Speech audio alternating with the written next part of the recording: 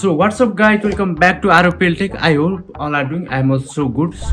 This is my new video. आज चाहिँ म अरु दिनको ब्लगिङ भन्दा नि मलाई रियाक्सन भिडियोहरु बनाउन मन लाग्यो, त्यही भएर सो आज फर्स्ट टाइम भनौं न रियाक्सन भिडियो अहिलेसम्म कहिले पनि बनाएको थिएन। इफ तपाईहरुलाई राम्रो लाग्छ भने जस च्यानल सब्स्क्राइब गरिदिनु होला। राम्रो लाग्दैन भने पनि केही मबाट भएको कमी कमजोरीहरु सुनाइदिनु होला। भिडियोलाई ढिला नगरिकन स्टार्ट गरौँ। गर्मी अहिले गर्मीको सिजन भएर गर्मीकै भिडियो लिएर आएको। Let's start the video. म भिडियोलाई चाहिँ बिचमा केही कुराहरु रोकेर भन्ने कोसिस गर्नेछु, तर लाइक यसमा डबिङ गरेको चाहिँ सायद एकजनाले मात्रै हो कि जस्तो लाग्यो मलाई। बुढी ए बुढी कहाँ गइछ यो बुढी? कति कराको यही छु त म। हेर तिम्रो छोराको ताल, तीनवटा फ्यान खोलेर सुतिरहेछ गदा। अनि यस्तो गर्मीमा फ्यान नखोलेर के खोल्छ त तिम्रो कट्टु? तिमीलाई मेरो कट्टुसँग के प्रब्लम छ? जे कुरामा नि मेरो कट्टुलाई किन बीचमा ल्याउँछौ तिमी? किनकि तिम्रो अनुहार ठ्याक्कै तिम्रो कट्टु जस्तो छ, त्यसैले तिमीलाई देख्ने बित्तिकै तिम्रो कट्टुको याद आउँछ। हो मम्मी हो, मलाई पनि बाबाको अनुहार देख्ने बित्तिकै धुर्मुसे कट्टुको याद आउँछ। तिमीहरू आमा छोरा मिलेर मलाई रिस उठाएको हो। जो मान्छे 24 घण्टा रिसाएर बस्छ उसलाई हामीले रिसाउनु पर्छ र? यस्तो बुढी र यस्तो छोरा भएपछि म त के गौतम बुद्ध पनि रिसाउनुहुन्छ। तिम्रो त्यो गनाउने मुखले गौतम बुद्धको नाम नल्याऊ है। तिम्रो भन्दा सफाइ छ ल? अघि भर्खर ब्रस गरेको छु मैले। ब्रस गरेर मात्र हुन्छ, कुला गर्नु परेन। लौ अनि ब्रस गरेपछि कुल्ला गर्दिन होला त? कस्तो कुरा गर्छ यार।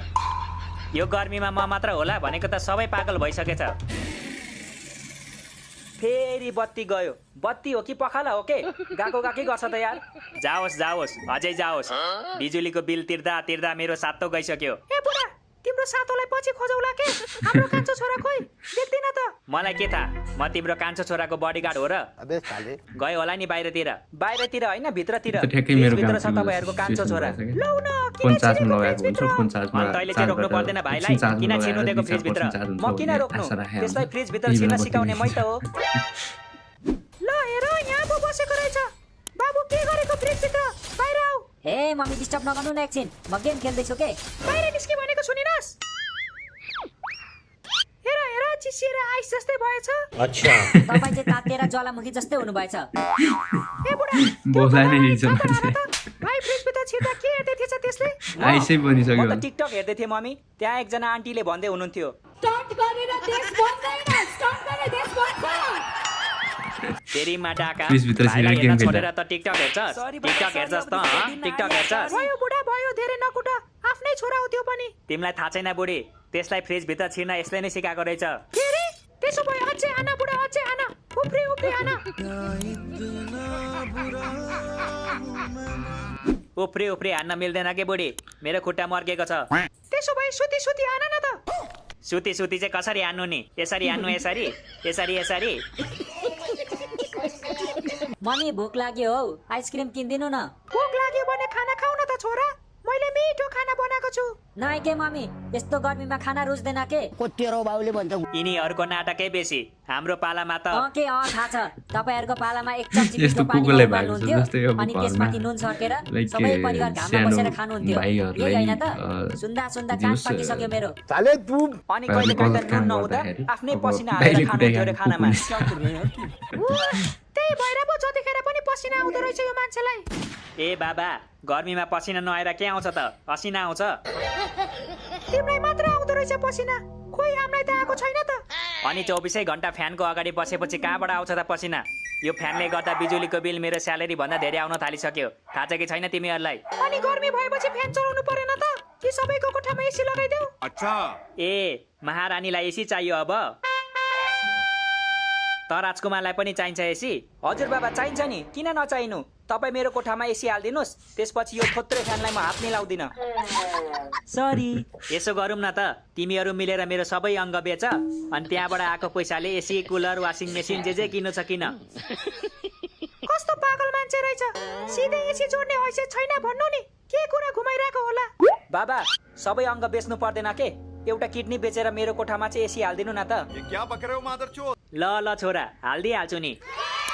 तर किडनी चाहिँ तेरो बेच्छु ल। तर यो होस् भिडियोमा त्यसो भए चाहिँ पर्दैन, मलाई एसी सबैभन्दा भन्दा फ्यान नै छिटो ठिक छ। बुझेको कुरा भनेको एनिमेसनको कुरा गर्मी होइन भयो हौ जाऊ त एक बोतल चिसो एनिमेसन किनेर ल्याऊ यस्तो बवाल ए, तरिकाले पैसा गरेको पनि छ, मै तिर्नु अनि अनि किन्न पनि मै डिटेलहरू जानु। राखेको छ। अनि अब को धेरै जान्छ त? कुराहरू मिस्टेक यस्तो पनि छ घाममा बच्चाहरूलाई उहाँहरूले पठाउनु अब त चाँडै चेन्ज बाटोमा गर्नुहुन्छ हिँड्दा हिँड्दै सायद। ढल्यो भने अब यस्तो म घाममा त आफ्नो बच्चा एउटा मात्र होइन सबै ढल्छ नि बुढी कि तिमीले मलाई ढाल्नै खोजेको अनि तिमी त बाघसँग फाइट खेलेको मान्छे होइन जब घामसँग डराउँछौ त्यति बेला त मेरो बिहे भएको थिएन नि त बुढी शरीरमा जोस जागर थियो ओठमा मुस्कान थियो मलाई के थाहा त बिहे गरेपछि जोस जाँगर मुस्कान सबै हराउँछ भनेर ए भनेपछि मलाई बिहे गरेर तिम्रो जोस जाँगर सबै हरायो होइन त अनि जोस जाँगर नभएको मान्छेको दुईवटा छोरा चाहिँ कसरी भयो त त्यो त ईश्वरको वरदानले भएको हो नि को ईश्वर बाबा त्यो पल्लो टोलको ईश्वर अङ्कल चुप्लाक ईश्वर भनेको भगवान गड देवता सृष्टिकर्ता प्रभु परमेश्वर परमात्मा भयो हो बाबा भयो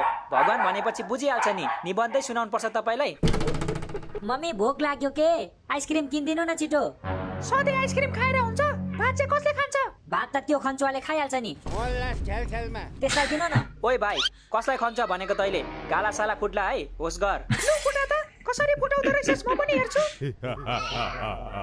अनि त्यसले चाहिँ किन खन्छुवा भनेको त मलाई खन्चुवालाई खन्चुवा भन्दा के भयो त 1 केजी मासु एक्लैले खाइसक्छस् अनि तँलाई खन्चुवा नभनेर के भन्नु त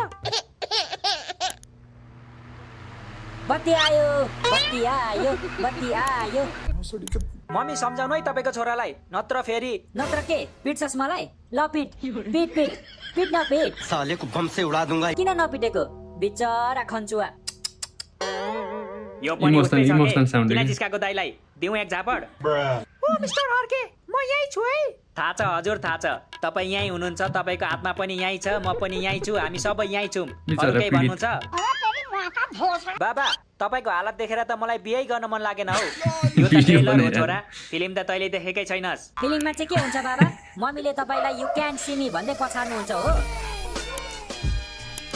तेरो आमा जोन्सिना हो र यु क्यान सिमी भन्दै पछाड्छ त्यसो भए तिमी मलाई देख्न सक्दैनौ भन्दै पछाड्नुहुन्छ होला नि त हेर छोरा गर्मीले त्यसै मेरो दिमाग तातिरहेछ त अझै तताउने काम नगरे त्यही भएर चिसो लिएर आऊ भनेको तिमीलाई मैले भनेको त केही सुने पो त्यसो भए तिमी लिएर आउन त जाऊ मलाई प्रेसर छ थाहा छैन तिमीलाई घाममा नहिँड्नु भनेको छ डाक्टरले मलाई त झन् टाउकोदेखि खुट्टासम्मै प्रेसर छ त्यसैले एक दिनमा 20 पाइला भन्दा धेरै नहिँड्नु भनेको छ डाक्टरले एउटा कुरा भनौँ बाबा यो भन्दा राम्रो बहाना त म सपनामै बनाइदिन्छु हौ बनाइहाल्छस् नि छोरा तँलाई बहाना बनाउनु बाहेक अरू के नै आउँछ र dad don't underestimate the power of your son you get it के भनिस् गदा बाउलाई गाली गर्छस् गाली गरेको होइन के बाबा हे तपाईँ पनि अनि गाली नगरेको भए के भनेको त त्यो भटटट इङ्ग्लिसमा जस भिडियो राम्रो छ स्टार्टिङबाटै हेर्दाखेरि मलाई पुरै भिडियो रिभ्यू गर्न मन लाग्यो जे होस् राम्रो रहेछ भिडियो तपाईँहरूलाई रिभ्यू कस्तो लाग्यो लाइक रिभ्यू त्यति धेरै म फर्स्ट भिडियो भएर त्यति बोल्न